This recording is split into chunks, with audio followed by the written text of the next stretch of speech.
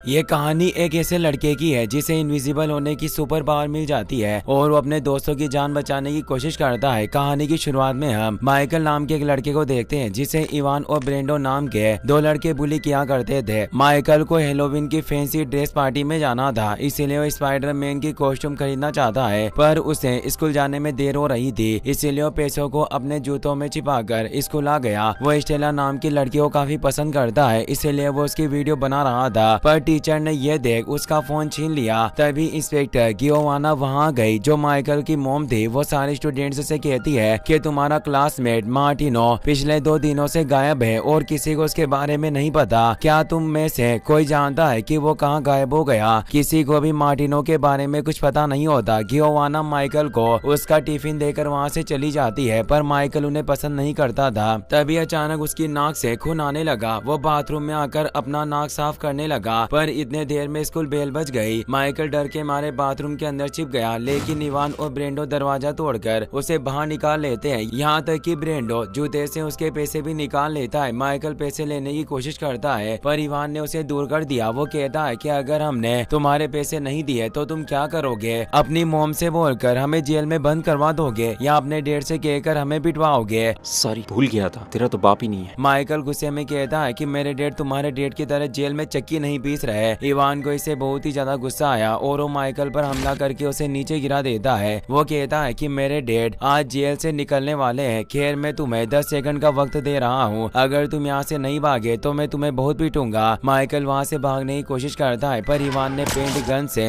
Shoot करके उसे नीचे गिरा दिया। वो सबके सामने उसका मजाक उड़ाते हैं। सारे स्टूडेंट्स माइकल की हालत देखकर उस पर हंसने लगे। माइकल निराश होकर घर चला जाता है। उसे स्टेला को इम्प्रेस करना था और वो कंप्यूटर पर उसकी फेसबुक प्रोफाइल देखने लगा। स्टेला ने अपने घर पर फैंसी ड्रेस पार्टी रखी थी और माइकल भी उसमें हिस्सा ले लेता है, पर उसके पास कोई कॉस्ट्यूम नहीं थी और उसके पैसे भी जा चुके थे, इसीलिए वो अपनी सेविंग्स के पैसे लेकर एक पुरानी शो पर चला गया। उन पैसे से उसे एक चाइनीज सुपर हीरो की कॉस्ट्यूम मिलती है। गियोवाना मार्टिनो के गायब होने का राज पता लगाने की कोशिश कर रही थी। कुछ वक्त पहले मार्टिनो के नंबर से उसके दोस्तों को एक वीडियो आती है जिसमें वो घर छोड़कर जाने की बात कर रहा था, पर गियोवाना को समझ नहीं आता कि आखिर क्लास का सबसे होनहार स्टूडेंट अचानक घर छोड़कर क्यों जाएगा। ये सब सोचते हुए वो अपने घर आ गई। माइकल अपनी कॉस्ट्यूम को लेकर काफी उदास था। गियोवाना कहती है कि तुमने इतने पैसे खर्च करके इस कॉस्ट्यूम को खरीदा है, मैं यकीन के साथ कह सकती हूँ कि सब लोगों को तुम्हारी ये कॉस्ट्यूम पसंद आएगी। दरअसल माइकल ने गियोवाना को नहीं बताया कि उसके क्लासमेट ने उसके पैसे छीन लिए, यहाँ तक कि वो उसे ये भी नहीं बताता कि उसके क्लासमेट उसे हमेशा परेशान करते हैं। गियोवाना के कहने पर माइकल फैंसी कॉस्ट्यूम पार्टी में आ जाता है, लेकिन इवाना और ब्रेंडो ने सबके सामने स्टेला की वीडियो को चला दिया जो माइकल ने अपने फोन से बनाई थी। स्टेला इवान से उन वीडियोस के बारे में पूछती है। वो कहता है कि ये सब वीडियोस हमें माइकल के फोन से मिले जब टीचर ने उसका फोन छीन लिया था। मुझे लगता है कि ये वीडियोस बनाकर वो तुम्हारे ऊपर नजर रख रहा था। माइकल बहुत ही ज्यादा डर गया। उसे समझ नहीं आ रहा था कि आखिर वो स्टेला को क्या जवाब देगा, इसलिए वो भागकर बाथरूम के अंदर छिप गया। इवान और बाकी सब दरवाजा खोलकर अंदर आने की कोशिश करते हैं। माइकल कहता है कि काश मैं गायब हो जाता तो कोई मुझे देख नहीं पाता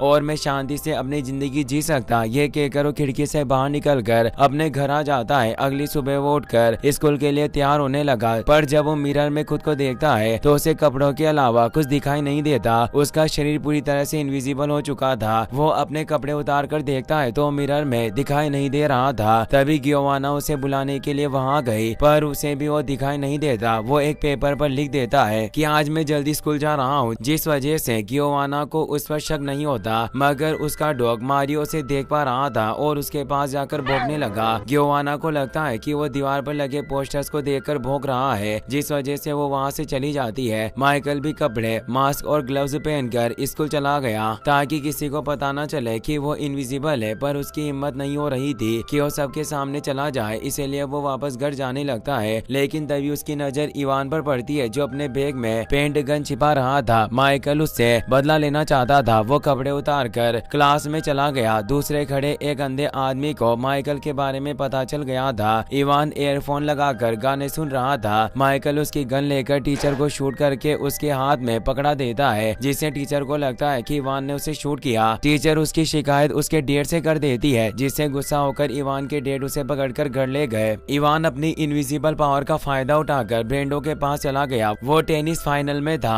पर माइकल उसके पीछे आकर उसे छूने लगता है, जिस वजह से वो इतना डर गया कि ठीक से खेल नहीं पाता और फाइनल में हार गया, जिस वजह से ब्रेंडो के पापा उसे बहुत सुनाते हैं और वहाँ से चले जाते हैं। माइकल फिर भी ब्रेंडो का पीछा नहीं छोड़ता और उसे डराकर वहाँ से भगा देता है। गर्ल स्टूडेंट्स अपनी ट्रेनिंग के बाद नहाने के लिए जा रही थी। माइकल के दिमाग में खुरापाती आइडिया आता है और वो भी लड़कियों के बाथरूम में चला गया। वो लड़कियों को छोटे कपड़ों में देखकर बहुत खुश था, लेकिन तभी एक लड़की उसके ऊपर कपड़ा डाल देती है और उसी वक्त उसकी इनविजिबल पावर ने काम करना बंद कर दिया। जब लड़कियां उसके ऊपर से कपड़ा उठाती है तो सब उसे देख पा रहे थे। लड़कियां उसे देखकर डर के मारे चिल्लाने लगी। माइकल की इस हरकत की वजह से स्कूल वालों ने गियोवाना को वहां बुलाकर सारी चीजें बताई। गियोवाना माइकल को समुद्र किनारे लाकर पूछती है कि आखिर तुम लड़कियों के बाथरूम में बिना कपड़ों के क्या कर रहे थे। माइकल उसे अपनी इनविजिबल पावर के बारे में बताना चाहता था पर वो नहीं जानता था कि इनविजिबल पावर का पता चलने के बाद गियोवाना कैसा बर्ताव करेगी, जिस वजह से उसने कुछ नहीं बताया। दोबारा उसके नाक से खून आने लगता है पर गियोवाना ने उसे साफ कर दिया। तभी उसे कॉल पर पता चलता है कि ब्रेंडो भी अपने घर से गायब हो गया है। वो माइकल को लेकर दोबारा स्कूल चली गई। पुलिस साइकोलॉजिस्ट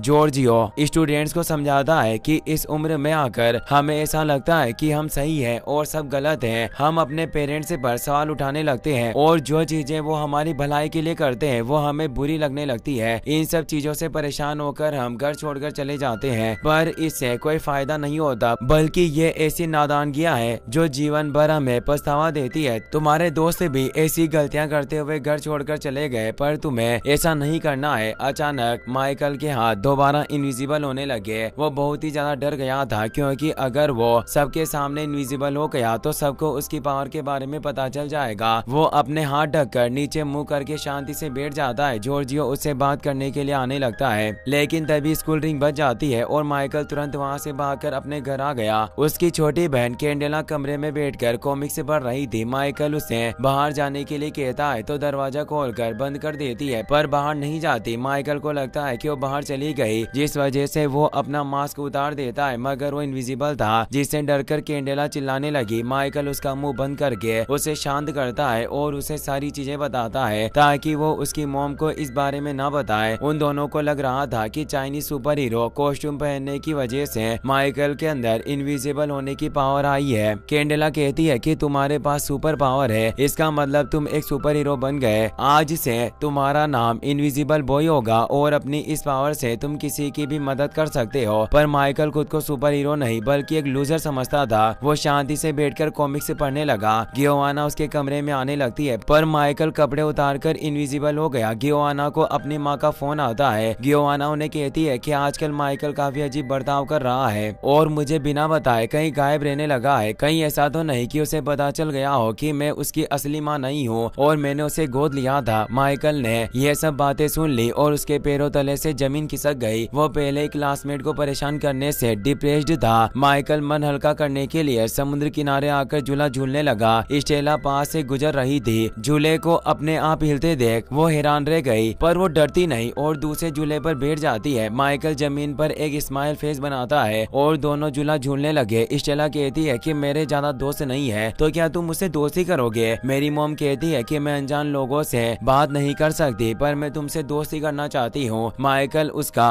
दोस्त बनने के लिए मान गया। स्टेला वहाँ से चली जाती है। वो अंधा आदमी अभी भी माइकल को दूर से देख रहा था। शुरुआत में माइकल को उस पर शक होने लगता है पर उसके हाथ में स्टिक देखकर उसे एहसास हुआ कि वो सिर्फ एक अंधा है। माइकल स्टेला से लड़कियों के बाथरूम में घुसने के लिए माफी भी मांग लेता है। रात को माइकल स्टेला से मिलने के लिए उसके घर चला गया। दोनों एक दूसरे को पसंद करते थे और कंबल ओढ़कर किस करने लगे, लेकिन अचानक माइकल के हाथ दिखाई देने लगते हैं इसलिए वो तुरंत कंबल लेकर वहाँ से भाग गया। कैंडेला जानती थी कि माइकल स्टेला को पसंद करता है। वो बार बार उसे कहती है कि तुम्हें स्टेला को अपनी असलियत बता देनी चाहिए, शायद वो तुम्हें पसंद करने लगे। उसके बार बार कहने पर माइकल मारियो को लेकर स्टेला से मिलने के लिए चला जाता है। वो जिम्नास्टिक की प्रैक्टिस कर रही थी पर अचानक उसके ऊपर एक डार्ट से हमला होता है और वो बेहोश होकर जमीन पर गिर गई। एक आदमी उसे उठाकर ले जा रहा था। माइकल और मारियो उसे रोकने की कोशिश करते हैं मगर उस आदमी ने दोनों को दूर कर दिया और स्टेला को वैन में डालकर वहाँ से ले जाता है। माइकल गियोवाना और पुलिस को वहाँ बुला लेता है। पुलिस स्टेला को ढूंढने का काम करने लगी जबकि गियोवाना माइकल को लेकर घर आ जाती है पर स्टेला के किडनैप होने की वजह से माइकल ठीक से सो नहीं पाया। वो अपनी कॉस्ट्यूम पहनकर दोबारा इनविजिबल होना चाहता था, पर गियोवाना ने कॉस्ट्यूम को धो दिया था, जिस वजह से कॉस्ट्यूम सिकुड़कर छोटी पड़ गई। माइकल कैंडेला को कॉस्ट्यूम पहनाकर देखता है पर इनविजिबल नहीं होती। माइकल को इससे काफी गुस्सा आ रहा था। वो गियोवाना से कहता है कि आपने मेरी कॉस्ट्यूम को पूरी तरह से बिगाड़ दिया, आप मेरी असली मॉम नहीं हो, शायद इसी वजह से मेरे चीजों को संभाल कर नहीं रखती। ये कहकर समुद्र किनारे आ गया। कुछ डॉक्टर्स स्टेला पर टेस्ट कर रहे थे, पर स्टेला वो इंसान नहीं थी जिनकी उन्हें तलाश है, इसीलिए वो अपनी तलाश जारी रखते हैं और उन्होंने स्टेला को एक रूम में बंद कर दिया। वहाँ मार्टिनो और ब्रेंडो पहले से ही कैद थे। वो घर से भागे नहीं थे बल्कि उन्हें भी बंदी बनाया गया था। तीनों एक दूसरे को देखकर खुश थे और गले लगते हैं। माइकल समुद्र किनारे बैठकर अपना गुस्सा शांत करने की कोशिश कर रहा था, तभी वो अंधा आदमी वहाँ आकर कहता है कि वो कॉस्ट्यूम किसी काम की नहीं है, इससे तुम्हें पावर नहीं मिली और ज्यादा सोचो मत, मैंने तुम्हारे दोस्त को किडनैप नहीं किया। माइकल को हैरानी हुई। वो पूछता है कि तुम हो कौन और तुम्हें कैसे पता चला कि मैं क्या सोच रहा हूँ। अंधा कहता है कि मेरा नाम आंद्रे है और मैं तुम्हारा डैड हूँ। तुम्हें गियोवाना ने बताया होगा कि तुम्हारे डैड एक पुलिस वाले थे और वो मर चुके हैं, पर वो सब झूठ है। मेरा जन्म रशिया में हुआ था और मैं भी अपने दोस्त परिवार के साथ खुश था, लेकिन परमाणु हमले के बाद मेरी जिंदगी का रुख बदल गया। रेडिएशन की वजह से कई लोग मारे गए, पर कुछ लोगों के डीएनए में बदलाव हुए और ने स्पेशल माना गया। रेडिएशन की वजह से हमें कुछ पावर से मिली, जिस वजह से रशियन आर्मी ने हमें साइबेरिया में कैद करके रखा और हम स्पेशल ग्रुप को डिवीजन नाम दिया गया। हमारी पावर्स का पता लगाने के लिए हमारे ऊपर जानवरों की तरह एक्सपेरिमेंट्स किए गए, क्योंकि हमारी पावर्स का इस्तेमाल करके एक अलग आर्मी बनाना चाहते थे। सिर्फ मैं अकेला ही लोगों के दिमाग पढ़ सकता था, जिस वजह से वो मुझे काफी पसंद करते थे, पर पावर्स को इस्तेमाल करने की वजह से हम सब धीरे धीरे बीमार होने लगे और मेरी नजरें भी कमजोर पड़ गई। इसके अलावा स्पेशल से बच्चे पैदा करके अपने वंश को आगे नहीं बढ़ा सकते, इससे डिवीजन के लिए बड़ी परेशानी खड़ी हो गई। लेकिन डिवीजन ग्रुप के अंदर में और तुम्हारी मॉम येलेना दोनों ऐसे थे जो बच्चे पैदा कर सकते थे। येलेना और मैं एक दूसरे से प्यार करने लगे। कुछ वक्त बाद तुम्हारा जन्म हुआ। हम दोनों बहुत ही ज्यादा खुश थे, पर हम जानते थे कि आर्मी वाले तुम्हें इतनी आसानी से नहीं छोड़ेंगे। हम नहीं चाहते थे कि तुम्हारे ऊपर जानवरों की तरह एक्सपेरिमेंट्स हो, इसीलिए एक दिन मैं और येलेना तुम्हें लेकर सीक्रेट बेस से भाग गए। सोल्जर्स हमारा पीछा कर रहे थे और तुम्हें बचाने के लिए येलेना ने अपनी शक्तियों का इस्तेमाल किया और मुझे भागने का वक्त दिया। उसके पास भी इनविजिबल होने की पावर थी और उसने अपनी पावर का इस्तेमाल करके सोल्जर्स को रोके रखा, पर एक चालाक सोल्जर को उसके बारे में पता चल गया और उसने शूट करके येलेना को मार डाला। इसके बाद मैं तुम्हें यूरोप लेकर आया। वो सोल्जर अभी भी मेरे पीछे थे, पर मैं तुम्हें एक बेहतर फ्यूचर देना चाहता था। गियोवाना को एक बच्चा चाहिए था और मैंने उसका दिमाग पढ़ लिया था। मैं जानता था कि वो एक अच्छी इंसान है और तुम्हारा ध्यान रख सकती है, इसीलिए मैंने तुम्हें उसके घर के बाहर छोड़ दिया। माइकल पूछता है कि क्या आप सबका दिमाग पढ़ सकते हैं? आंद्रे कहता है कि मैं सिर्फ उन्हीं लोगों के दिमाग को पढ़ सकता हूँ जो मेरे करीब है, जैसे ये मछली पकड़ रहा शख्स मुझे किडनैपर समझ रहा है। वो जल्द ही पुलिस को फोन करके यहाँ बुला लेगा। तुम्हें ऐसा लग रहा है कि तुम्हें उस कॉस्ट्यूम से पावर मिली है, पर तुम गलत हो। तुम बड़े हो रहे हो और धीरे धीरे अपने पार्ट्स को काबू करना सीख जाओगे। बस तुम्हें इस चीज को भूलना होगा कि तुम्हें उस कॉस्ट्यूम की वजह से पावर्स मिली। ये कहकर आंद्रे अपनी पावर से मछली पकड़ रहे आदमी की आधे मिटा देता है ताकि वो पुलिस को उसके बारे में ना बता सके। माइकल को सर्दी हो रही थी और वो छींकने लगा। आंद्रे कहता है कि तुम इतनी ठंड में बिना कपड़ों के घूमते हो, अगर ऐसा ही चलता रहा तो तुम बीमार पड़ जाओगे। तुम्हारी मॉम को भी इसी परेशानी का सामना करना पड़ता था, इसीलिए आर्मी वाले ने उसके लिए एक खास तरह का सूट बनाया। वैसा ही सूट तुम्हारी माँ ने बचपन में तुम्हारे लिए बना दिया था। यह सूट तुम्हारे शरीर के साथ मिलकर काम करता है, जिससे कोई तुम्हें देख नहीं पाएगा। रशियन में इस मार्क का मतलब एस होता है और एस यानी स्पेशल। ये तुम्हारी मॉम की तरफ से एक तोहफा है और इसे हमेशा अपने कपड़ों के नीचे पहनकर रखना। वो लोग जानते हैं कि तुम यहाँ हो, इसीलिए तुम्हें यहाँ से दूर जाना होगा। हम दोनों के दिमाग जुड़े हुए हैं और मैं तुम्हें ढूंढ लूंगा। तभी पुलिस का सायरन बजने लगा। आंद्रे वहाँ से चला जाता है। पुलिस मछली पकड़ रहे आदमी से पूछताछ करते हैं, पर उसे कुछ याद नहीं होता। गियोवाना माइकल से पूछने की कोशिश करती है, पर वो भी उसे कुछ नहीं बताता। गियोवाना मारिया को डॉक्टर के पास लेकर जा रही थी, इसलिए जॉर्जियो माइकल को घर लेकर आ गया। माइकल अपने कमरे में जाकर उस स्पेशल सूट को पहन लेता है। वो जॉर्जिया के साथ बैठकर चाय पीने लगा। उसके हाथ पर पट्टी बंधी हुई थी, जिसे देखकर माइकल चौंक गया, क्योंकि स्टेला को किडनैप कर रहे आदमी के हाथ पर भी मारियो ने काटा था। उसे समझ में आ जाता है कि जॉर्जियो ने ही स्टेला को किडनैप किया है। वो वहाँ से भागने की कोशिश करता है, पर जॉर्जियो ने सारे खिड़की दरवाजे लॉक कर दिए थे। माइकल दूसरे कमरे में जाकर दरवाजा बंद कर लेता है और गियोआना को फोन लगाने लगा। जॉर्जिया कहता है कि अगर तुमने किसी को फोन लगाने की कोशिश की तो तुम्हारे दोस्त जिंदा नहीं बच पाएंगे। अब चुपचाप दरवाजा खोलकर बाहर आ जाओ, मैं तुम्हें चोट नहीं पहुंचाऊंगा। वो दरवाजा तोड़कर अंदर आ जाता है, लेकिन उससे पहले माइकल अपने कपड़े उतारकर गायब हो गया। वो चाकू की मदद से उस पर हमला करता है, पर जॉर्जिया उसके हमलों से बच गया। वो आसपास आटा बिखेर देता है। माइकल के पैर में आटा लग गया था। वो अपने रूम की खिड़की से बाहर निकलने की कोशिश करता है, मगर उसके पैरों के निशानों को देखकर जॉर्जिया ने उसे पकड़कर दूर गिरा दिया। माइकल को चोट लग गई थी,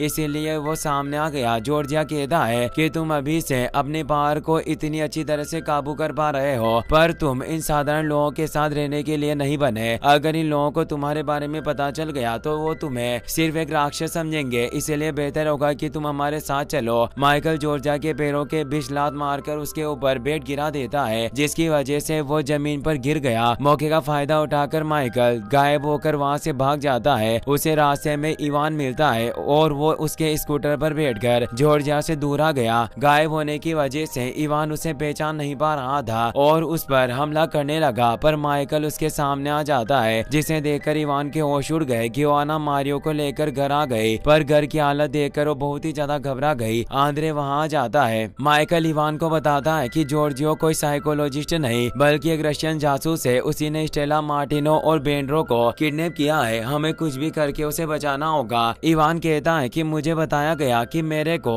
डेफिशिएंट हाइपरटेंशन डिसऑर्डर है और मुझे साइकोलॉजिस्ट के पास जाना पड़ा, पर मैं शुरू से ही जानता था कि जॉर्जियो कोई साइकोलॉजिस्ट नहीं है। ये कहकर वो अपनी पेंट गन निकाल लेता है। वही स्टेला और उसके दोस्त समझ नहीं पा रहे थे कि आखिर इन लोगों ने उन्हें किडनैप क्यों किया। बहुत सोचने के बाद स्टेला को समझ में आ जाता है कि मार्टिनो मेस में अच्छा है, बेंड्रो टेनिस खेलने में अच्छा है और वो एक अच्छी जिम्नास्ट है। वो लोग भी इन्हीं चीजों के बारे में सवाल पूछ रहे थे। जरूर वो एक खास पावर वाले बच्चे को ढूंढ रहे होंगे। स्टेला को बाहर निकलने का एक रास्ता दिखाई देता है। वो मार्टिनो और बेंड्रो के ऊपर चढ़कर उस जगह से बाहर निकल आती है। उसे पता चलता है कि वो एक शिप के अंदर कैद है। उसे दूसरे काम से एक बुढ़ा आदमी दिखाई देता है जो व्हील चेयर पर बैठा हुआ था, मगर स्टेला उस पर ध्यान नहीं देती। वो गार्ड्स से बचते हुए अपनी जिम्नास्टिक स्किल्स का इस्तेमाल करके एक टावर के ऊपर पहुंचती है। वहाँ एक सर्च लाइट मौजूद थी। स्टेला लाइट के ऊपर एक स्माइली बनाकर लाइट को आसमान की तरफ कर देती है। माइकल ने उस लाइट को देख लिया और वो समझ जाता है कि स्टेला का सिग्नल है। वो तुरंत इवान को लेकर उस शिप के पास पहुंच जाता है, पर गार्ड्स को स्टेला के बारे में पता चल गया था और उसने उसे दोबारा कमरे में बंद कर दिया। इवान पेंट गन से इलेक्ट्रिसिटी पैनल पर शूट करता है, जिसकी वजह से वहाँ शॉर्ट सर्किट हो गया और अलर्ट अलार्म बजने लगते हैं। सारे गार्ड चौकन्ने होकर इधर उधर देखने लगे। मौके का फायदा उठाकर माइकल अदृश्य होकर शिप के अंदर चला जाता है। जॉर्जियो पहले से वहाँ मौजूद था। उसने गियोआना की कार में कैमरा लगाया हुआ था और उस पर नजर रख रहे थे। आंद्रे भी उसकी कार में होता है और उसने गियोआना को भी माइकल की सुपर पावर के बारे में बता दिया। माइकल एक गार्ड के सिर पर हमला करके उसे गिरा देता है। वो दूसरे गार्ड के सिर पर गन रखकर उससे स्टेला और दोनों क्लासमेट को केस से बाहर निकलवा देता है। वो उन दोनों गार्ड्स को कमरे में बंद करके अपना मास्क उतार देता है। उसे देखकर सब चौंक गए। स्टेला कहती है कि यहाँ एक बुढ़ा आदमी है, हमें उन्हें भी आजाद करना होगा। माइकल मार्टिनो और ब्रेंडो को वहाँ से भेजकर स्टेला के साथ उस आदमी को बचाने के लिए चला गया। स्टेला उसे एक अंधेरे रूम में लेकर जाती है, पर किसी ने दरवाजा बंद कर दिया और स्टेला माइकल की तरफ गन करके उसे सामने आने के लिए कहती है। माइकल सामने आकर पूछता है कि आखिर तुमने ऐसा क्यों किया। तभी व्हील चेयर पर बैठा वो बुढ़ा आदमी उसे छूकर बेहोश कर देता है। वो कहता है कि मेरा नाम क्लो है और मेरी पावर है कि मैं किसी को भी अपने काबू में कर सकता हूँ। मैंने स्टेला का इस्तेमाल करके तुम्हें अपने पास बुलाया। मैंने जॉर्जियो को भी अपने काबू में किया है और उसकी मदद से मैं तुम्हारे दिमाग को भी काबू करना चाहता हूँ, पर तुम मेरी पकड़ से निकल गए। माइकल इनविजिबल होकर गार्ड्स को पीटने लगता है, पर एक गार्ड ने स्टेला के सिर पर बंदूक तान दी, जिस वजह से उसे सामने आना पड़ता है। क्लो उसे लेकर वहाँ से निकलना चाहता था, इसीलिए उसने सीनियर गार्ड्स से कहकर पनडुब्बी को शिप से अलग करवा दिया। गियोआना आंद्रे के साथ माइकल को ढूंढ रही थी। रास्ते में उन्हें इवान मिलता है। आंद्रे को उसका दिमाग पढ़कर पता चल गया कि उसे माइकल के बारे में पता है। इवान उन्हें उसी शिप के पास लेकर आता है, लेकिन पनडुब्बी के शिप से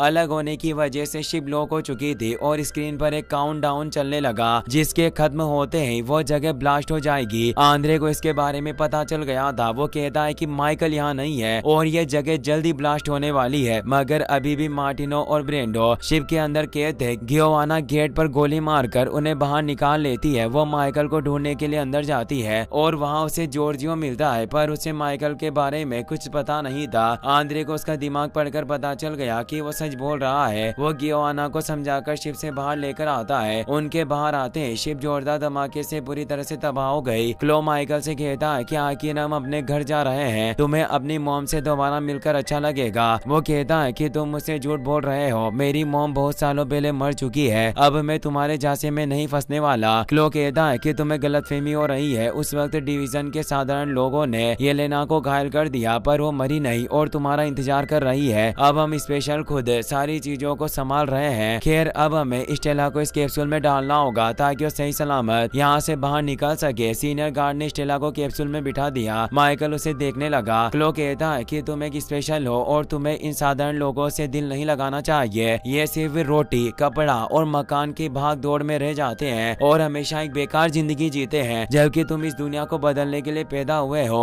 और आज से हम तुम्हारा परिवार है। माइकल को बहुत ही ज्यादा गुस्सा आता है और उसके पास टेलीकिनेसिस पावर भी आ गई। वो अपनी पावर का इस्तेमाल करके आसपास की चीजों को नष्ट करने लगता है। गार्ड्स उसे रोकने की कोशिश करते हैं, पर माइकल ने उन्हें भी दूर गिरा दिया। पनडुब्बी में क्रैक पड़ गए थे, जिसकी वजह से पानी अंदर आने लगा, पर माइकल स्टेला के साथ कैप्सूल में बैठ जाता है। वो एक बटन दबाते हैं जिससे कैप्सूल पानी की सतह के ऊपर आ गया और दोनों किनारे पर आ जाते हैं। माइकल सबके सामने गायब होकर उन्हें अपनी पावर के बारे में बताता है, पर उसने मास्क पहना हुआ था, जिस वजह से किसी को उसकी असलियत के बारे में पता नहीं चलता। आंद्रे उसे कहता है कि मुझे इन सब लोगों की यादों को मिटाना होगा, वरना इन्हें पता चल जाएगा कि तुम स्पेशल हो और इससे तुम्हारी जान को खतरा होगा। पर तुम्हें फिक्र करने की जरूरत नहीं, तुम्हें जब भी मेरी मदद की जरूरत होगी मैं तुम्हारे पास रहूंगा। ये कहकर वो अपनी पावर की मदद से वहाँ मौजूद सब लोगों के दिमाग में माइकल के स्पेशल होने की यादें मिटा देता है। किसी को हादसे के बारे में पता नहीं था, पर गियोआना ने बच्चों को बचाया था, जिस वजह से न्यूज पर उसकी तारीफ होने लगी। माइकल भी उसकी तारीफ करता है, जिससे गियोआना खुश हो जाती है। माइकल स्कूल जाकर स्टेला को अपने दिल की बात बताने के लिए जाने लगता है, पर इवान और ब्रेंडो दोबारा उसे परेशान करने लगे, पर माइकल अब बिल्कुल डरा नहीं। वो कहता है कि इवान मैं जानता हूँ कि तुम्हें एक डिसऑर्डर है, पर तुम्हें फिक्र करने की जरूरत नहीं, तुम जल्दी ठीक हो जाओगे। ब्रेंडो तुम्हें अपने डेट पर गुस्सा आता है, जिस वजह से तुम मुझे परेशान करते हो, पर अगर तुम अपने डेट से बात करो तो सारी चीजों को ठीक कर सकते हो। ये सब बातें सुनकर इवान और ब्रेंडो दंग रह गए। वो उसे परेशान नहीं करते। माइकल स्टेला के साथ घूमने के लिए चला जाता है। दूसरी तरफ माइकल की मॉम येलेना अभी भी जिंदा थी। एक सोल्जर उसे आकर बताता है कि हमारा मिशन फेल हो गया, हम स्पेशल माइकल को लेकर नहीं आ सके। येलेना को काफी गुस्सा आता है और सोल्जर पर हमला करने लगी। वो बताता है कि आपको फिक्र करने की जरूरत नहीं, भले ही माइकल हमारे हाथ से निकल गया, पर हमने स्पेशल नताशा का पता लगा लिया है, वो मोरेको में छिपी है। इससे येलेना खुश हो गई। फिर हम पास का सीन देखते हैं जब आंद्रे माइकल को लेकर सीक्रेट बेस से भाग रहा था। उसके बैग में उसकी बेटी नताशा होती है, जिसके बारे में उसने माइकल को कुछ नहीं बताया। इसी के साथ ये मूवी यहीं पर खत्म हो जाती है।